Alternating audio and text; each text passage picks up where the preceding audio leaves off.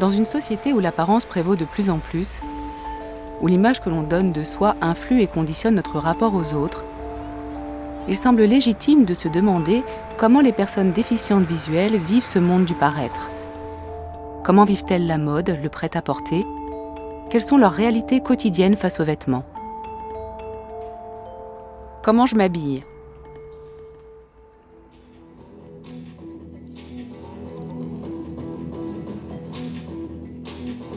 Les défilés, vitrines incontournables du monde de la mode et des tendances à venir, restent aujourd'hui inaccessibles aux personnes mal ou non-voyantes.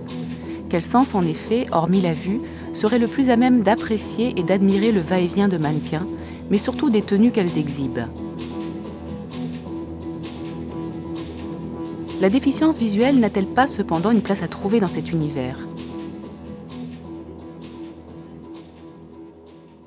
Je ne pensais jamais un jour que je serais mannequin et puis j'ai eu une occasion, j'ai accepté, c'était en 71.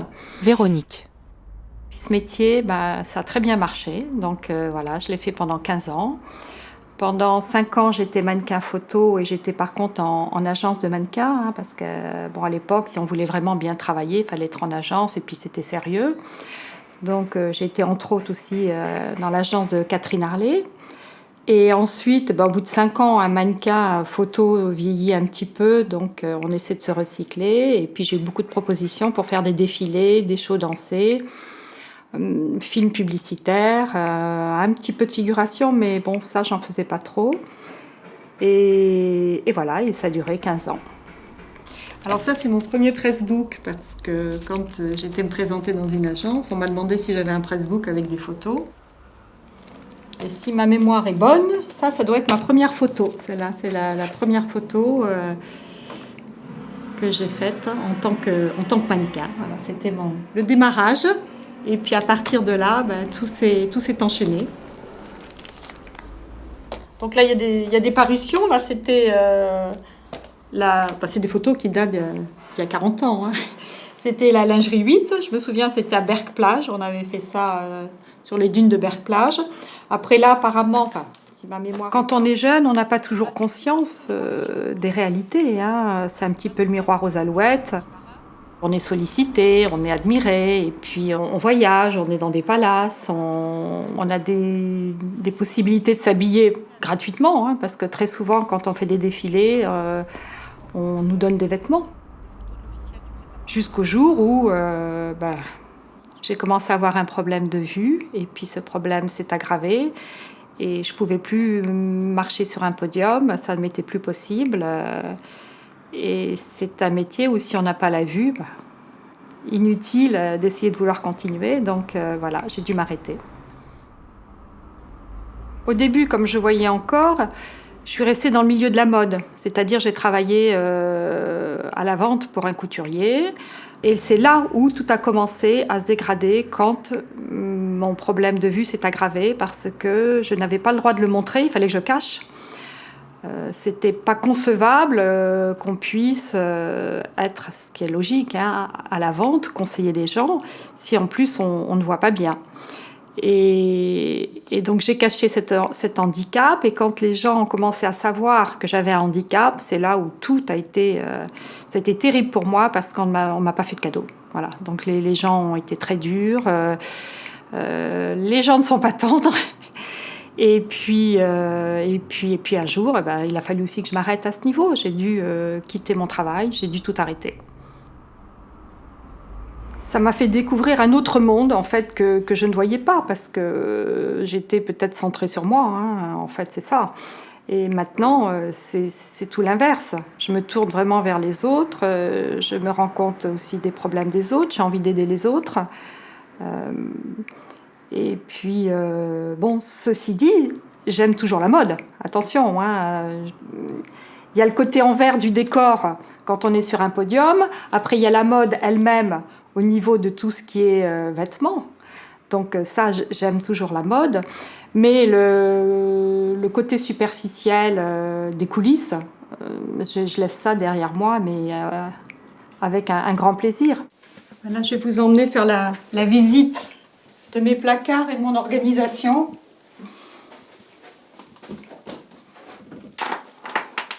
Alors voilà.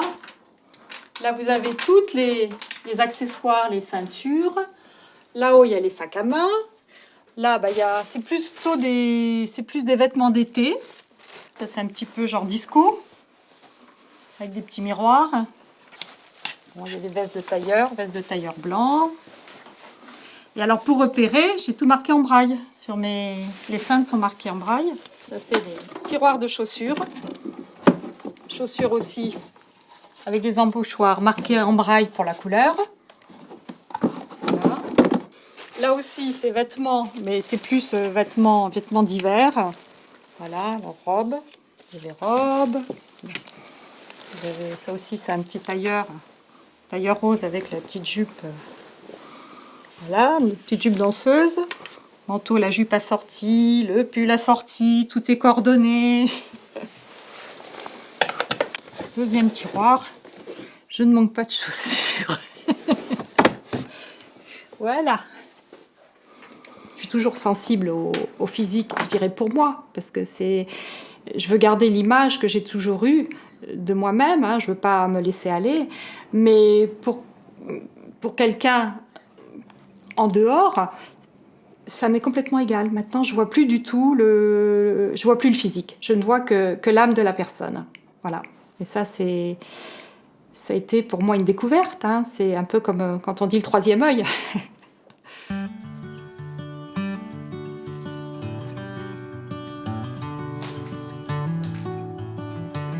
Roxane. Je me sens pas du tout victime, fashion victime, hein. Je me sens pas du tout comme ça. C'est pas une obligation pour moi de bien m'habiller parce qu'on est dans une société du paraître, hein, quelque part. Donc c'est pas ça. Ça reste vraiment un plaisir et un bien-être pour moi, mais pas une obligation. Roxane travaille à l'Institut national des jeunes aveugles. Elle s'occupe des relations extérieures et reçoit régulièrement un public varié, avide d'informations sur la déficience visuelle et sur l'Institut. Elle est d'autre part chargée de la transcription braille de documents en tout genre. D'accord. Bon, je vais vérifier un peu le braille et puis le relief alors. J'ai essayé petit à l'intérieur, mais je pense pas que ça gêne la lecture. Où ça, tu dis? À l'intérieur des barres. Non, c'est bien comme ça. Non, mais écoute, il est bien celui-là. Pour moi, être bien dans un vêtement, c'est aussi bien être bien dans son corps, être bien dans sa tête, hein. Et c'est aussi une forme d'intégration quelque part, parce que c'est une image qu'on donne. Bon, elle est non-voyante, mais bon, elle fait attention à elle, c'est pas une raison. J'ai toujours eu le droit à la question, c'est vrai que tu t'habilles bien, tu as du goût, mais comment tu fais? Qui t'habille? Donc voilà, je m'habille seule, je me débrouille toute seule. Donc c'est vrai que de temps en temps, j'aime bien aussi avoir un conseil. Donc je peux toujours demander à des amis, voilà, est-ce que voilà, telle coupe me va bien, tel vêtement me va bien, ou même mon mari, bien sûr, j'ai envie de lui faire plaisir. Donc voilà, je peux très bien aller choisir un manteau avec lui. Si un jour j'ai un doute, voilà, j'aime bien qu'il me donne aussi son avis. Mais c'est vrai que dans l'ensemble, bon, je sais ce que j'aime, je suis assez sûre de moi pour pas mal de choses. Donc j'aime bien aussi les faire toute seule, même si ça peut surprendre. Voilà. Mes goûts vestimentaires, j'aime bien les jupes longues, des jupes courtes, des robes. Il y a des tissus que j'aime bien les matières un petit peu fluides, des tissus qui sont agréables au toucher. Des tissus souples. Parfois, il y a des petits motifs que j'arrive à sentir sur les vêtements, des petites dentelles autour des cols, des petits boutons que j'aime bien, des petits boutons fantaisie avec des formes différentes. Donc, il y a la matière, mais il y a aussi la coupe du vêtement. Ça, je touche évidemment le vêtement sur le cintre, hein, comment les manches elles sont, comment est le bas de la robe, par exemple. Donc, c'est aussi la coupe. Voilà. Et ensuite, c'est toujours le porter. C'est des choses que je trouve très jolies sur cintre, mais par exemple, une fois qu'elles sont sur moi, je ne suis pas bien dedans. Quand je trouve un article qui me plaît, je demande aux vendeuses. Mais c'est vrai que je suis déjà autonome pour chercher et pour prospecter librement à l'intérieur d'un espace connu. Alors que quand c'est un magasin que je ne connais pas, c'est quand même beaucoup plus compliqué. Donc j'ai une préférence pour les magasins que je connais. Donc j'en ai un certain nombre et en général, je vais toujours dans les mêmes boutiques.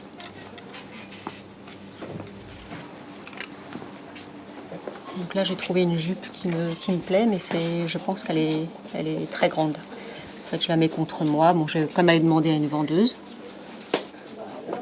Tiens, tu viens avec moi? Allez, viens. Allez, viens. Tu viens? Allez, à la porte. Voilà.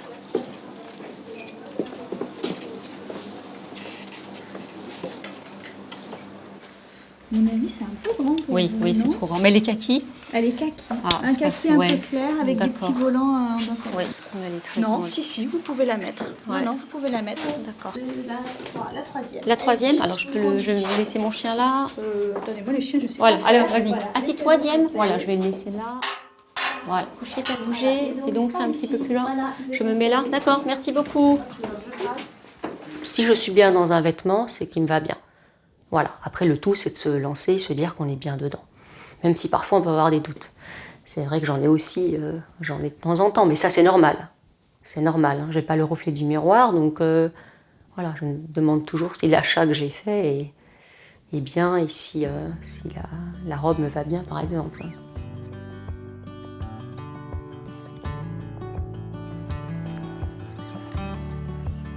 Alors que tu vois là.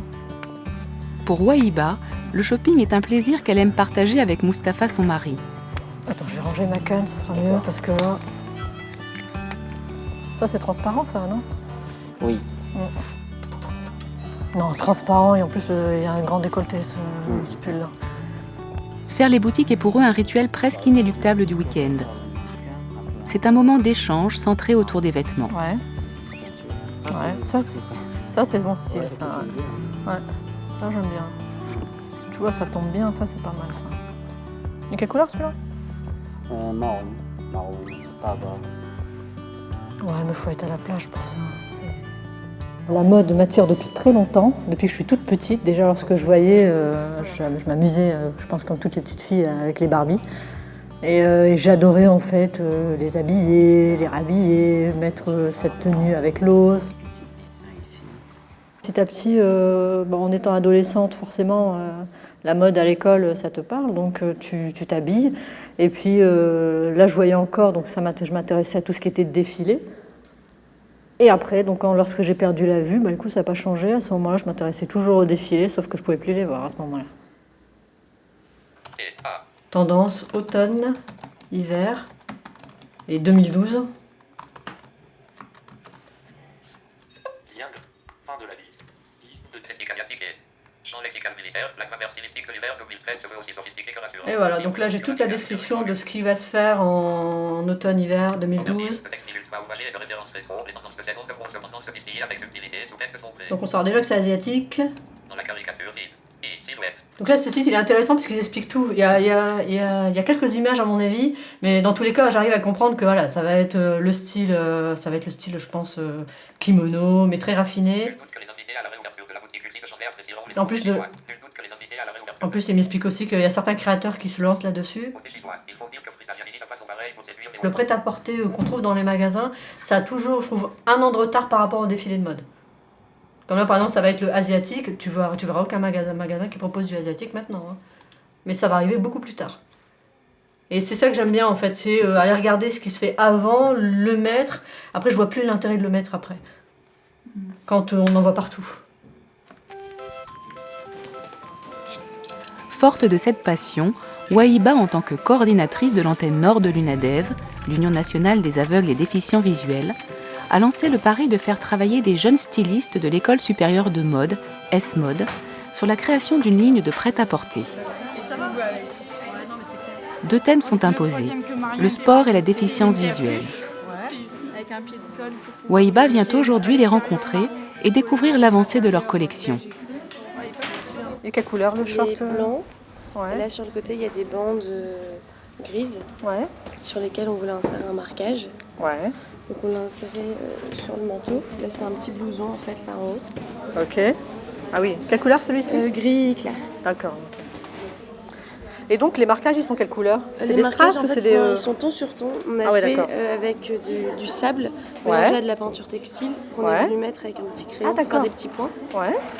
Et donc le but c'était de marquer le coloris, un peu la forme du produit, la taille et les notions d'entretien, si ça se lave à sec, en machine, si ça va au sèche-linge. D'accord. Elle est pas mal ces petites jupes. Hein.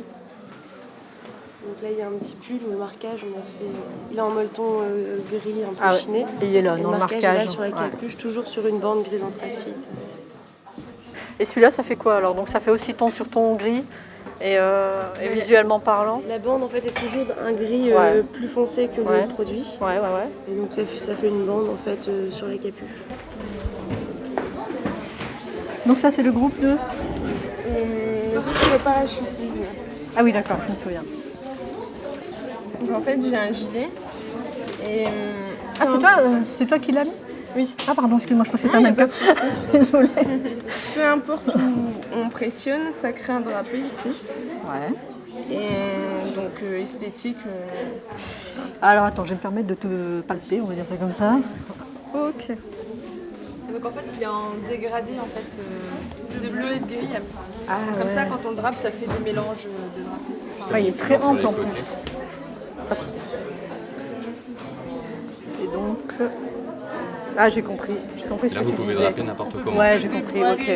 Attendez, on va vous enlever la pression. Voilà, et là vous pouvez le... Et après par exemple tu peux le mettre, ok. On fait comme on veut. Ah ouais. Donc ça va toujours créer des... Il est pas mal ce système là. Donc je porte le pantalon.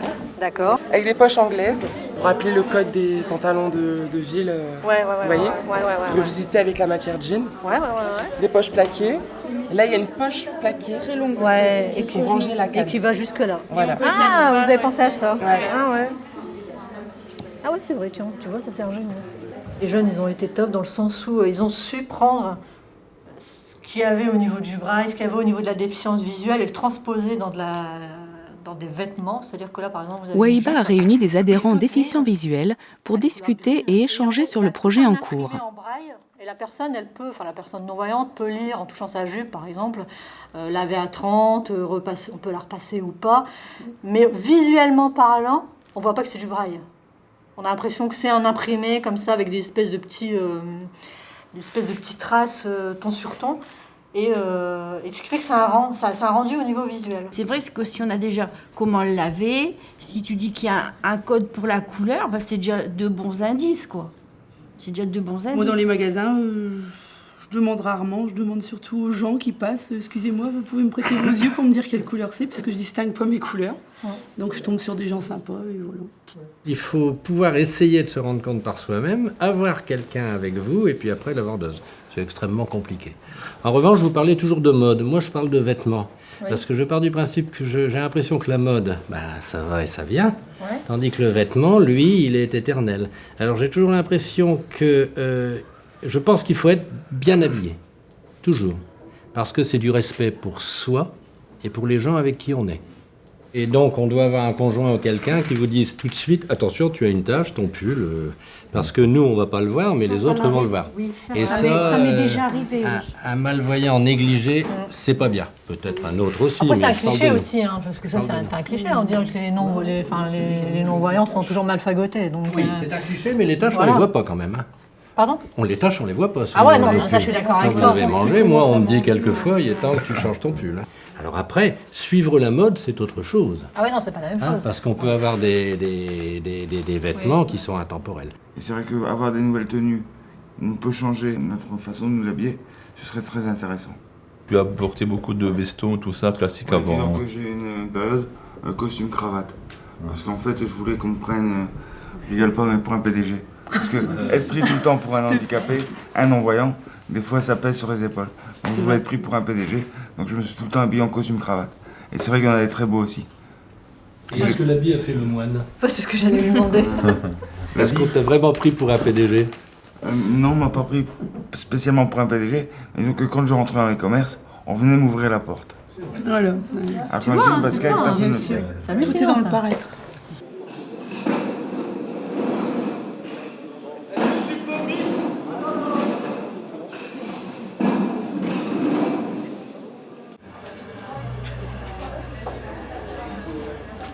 La collection créée par les jeunes stylistes est bouclée. Ils s'apprêtent à la dévoiler à l'occasion du défilé de fin d'année, rendez-vous incontournable de l'école.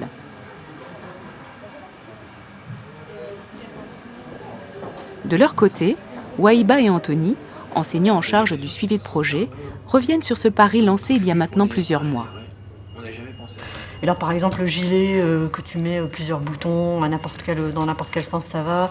Eux qui ont une robe réversible, enfin bon. Et ça fait très féminin. Et c'est ça, ça fait pas un peu... L'intérêt, c'était de trouver des astuces sans transformer le produit en gadget. Quoi. Ouais, complètement, c'est exactement ça. C'est ça l'esprit. Donc encore une fois, d'effacer un peu, si on peut dire, le handicap, ou du moins le communiquer d'une autre manière un peu intéressante. Et d'un point de vue mode, c'était aussi un enjeu qui était sympa à développer. Quoi. Ah ouais, non, mais complètement. Autant pour eux que pour moi, de toute façon, c'était vraiment assez intéressant. Quoi. Ouais. Tu pensais pas que... Non, mais c'est vrai qu'on se pose jamais la question. Quand on n'a pas ce genre de handicap, évidemment, on n'y pense pas. Quoi. Et de se confronter vraiment à une problématique technique avec des produits à mettre en place, avec des codes couleurs à faire passer, parce qu'en fait ils ont développé aussi des astuces de broderie pour agencer le code couleur sans l'avoir.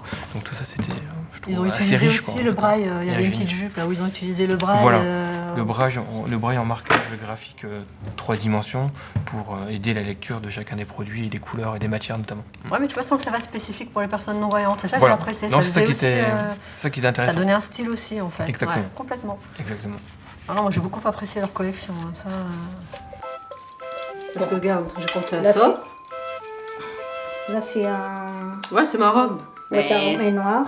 Alors attends. Parce qu'il faut pas que ça fasse trop robe de soirée, c'est ça aussi. C'est pas. D'accord. Faut pas. C'est un défilé, mais faut pas que ça fasse trop. J'attendais que ça pour m'habiller en fait. Je sais pas, moi j'aime bien celui-là, le rose. Mais avec le pantalon noir, ça c'est... Non, ça c'est la combinée. Ouais, celle-là aussi, ça fait bien. Voilà, ça c'est côté mais voilà. Regarde. Tout noir. Ouais. Tout noir, quand il met les bijoux, ça va sortir. Ça va être beau. Alors... Ça c'est beaucoup d'oreilles. Ouais. D'accord. Un truc comme ça, voilà. Des bouts d'oreilles comme ça. Ça c'est quelle couleur celle-ci? Ça c'est doré. Doré avec des petites perles rouges et blanc. Faudrait que je mette un bustier par contre. Ouais, regardez, décolleté, non. C'est quelque chose qui me plaît. Comme il y a des gens qui aiment aller au théâtre, il y a des gens qui aiment bien aller au cinéma. Moi j'adore les défilés, c'est l'ambiance défilé. Souvent on va dire que c'est très futile, c'est un monde de paillettes, etc. Moi je le vois pas comme ça. Moi je vois comme un monde où c'est de l'art, qu'on peut aller au musée. Et j'adore l'ambiance des défilés. Lorsque les gens défilent, c'est surtout les vêtements, l'ambiance qu'on veut donner, la musique qu'on choisit. Enfin, tout est calculé et tout est très bien fait. C'est un spectacle pour moi.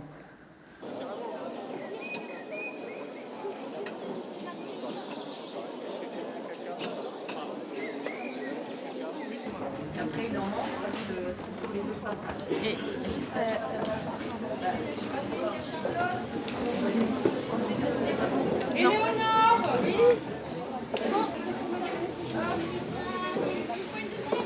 L'objectif, c'était pas de créer une collection, c'était juste de dire de sensibiliser. Et que demain, tous les défilés, que ce soit Jean-Paul Gaultier ou Lacroix ou quiconque, puissent mettre après, dire ouais, il y a peut-être des spectateurs qui sont déficients visuels, qui ne voient pas très bien, ou des personnes en mobilité réduite, qui seraient intéressées de venir à nos défilés de mode.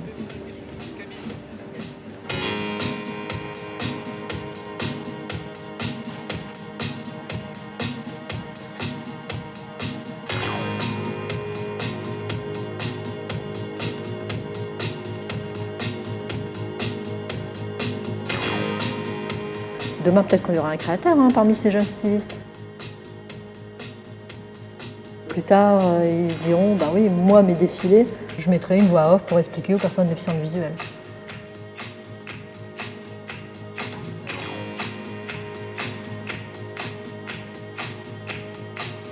Pour de plus amples informations, vous pouvez contacter l'Union nationale des aveugles et déficients visuels 0811 703 300 www.unadef.com.